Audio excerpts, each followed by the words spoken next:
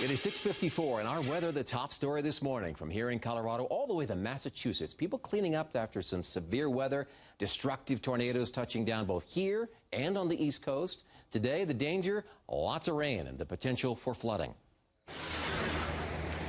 In fact, we're on a 24/7 weather alert this morning in Boulder, one of many areas. In fact, 90% of the state now under a flash flood watch. We expect these storms to come in hard and fast today into tomorrow. The good news for this area is the water levels on Boulder Creek have dropped. Here's a second live look at the water levels themselves. They should be able to handle the moisture on the way, but the banks could be unstable with the mud as we get that rain. We also know that US 36 is closed between Lyons and Estes Park now until Saturday as they raise the road level 10 feet to put it back where it was before those floods hit in September. And Lisa, as we toss it back inside to you, we know that you're concerned because the moisture levels, as that storm was forming in September, very similar to what we're seeing right now. There is the potential for a good 1 to potentially 2.5 inches of rain over the next couple of days in spots. So we're going to be keeping a close eye on it. The real-time team watching it, as you can see, Dale is keeping a very close eye on your morning forecasting commute. She's joining us now with your neighborhood tracker. We're in Broomfield right now for your neighborhood tracker.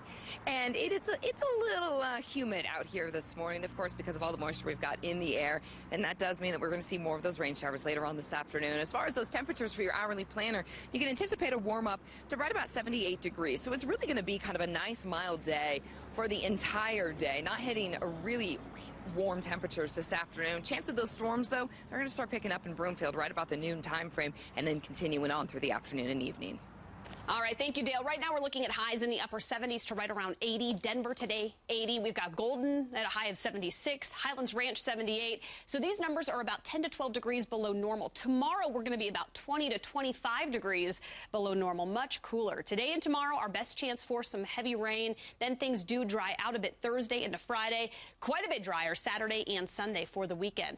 Our temperatures kind of match some of those numbers. Cool today, right around 80. Tomorrow we're in the mid to upper 60s. Then on Thursday, back into the mid-70s with about a 20% chance of afternoon storms on Thursday. Traffic now, Jason, this morning the roads are dry. This evening we could see flooding. Yeah, and that's going to be a problem like it was yesterday where we had some very heavy rain that was falling around town and slowing down, obviously, the side streets, and obviously the highways were way slower than normal. You can see most of the very slow traffic is going to be in the typical spots, I-76, I-25, 270, where Air Tracker 7 is right now, and you can see from their picture right there on that eastbound side, you can see some of that slow traffic heading east past York here, heading over to Vasquez. Take a look at the commute times, and you can see that we do have those slow areas here this morning. Kind of typical stuff, though. Nothing really out of the ordinary on Highway 36 all the way on up into Boulder. The west side of town still checking clear of any problems. Not seeing any problems coming in across 285. Most of the heavy traffic Santa Fe to I-25 on that trip through Inglewood and South Denver. You can see C-470 moving fine. No issues on 225. Aurora's, at least the commute's looking pretty good.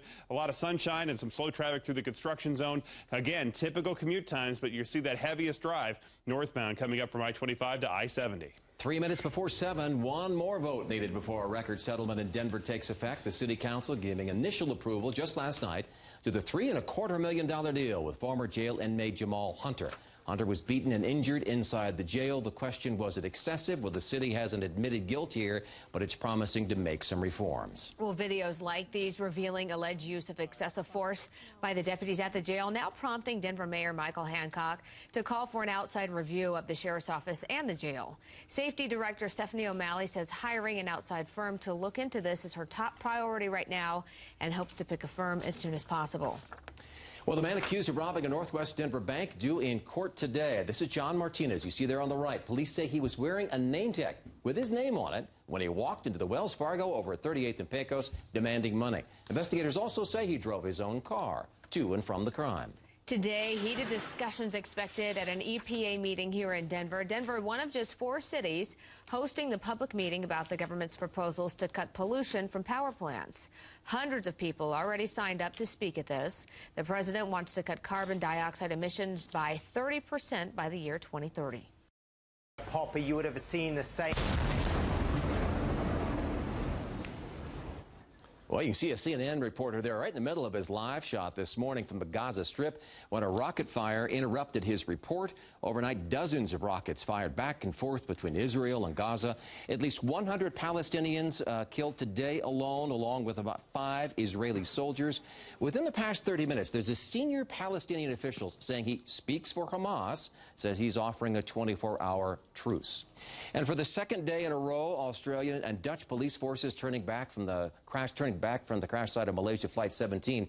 There's heavy shelling, all kinds of gunfire, so it was too dangerous for them to go in, so they had to pull back. Those governments promising to make a third attempt now, but Dutch police think there's a chance that they may never be able to recover all the bodies or all the evidence from that site.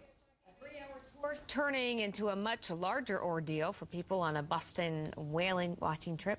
Hey, Mitch. The boat just arrived back in Boston about an hour ago after being stuck at sea all night long. The boat's propellers got stuck on a rope from a lobster trap, so divers were able to free that overnight, and trips today are set to go on as planned. There you go. There you go.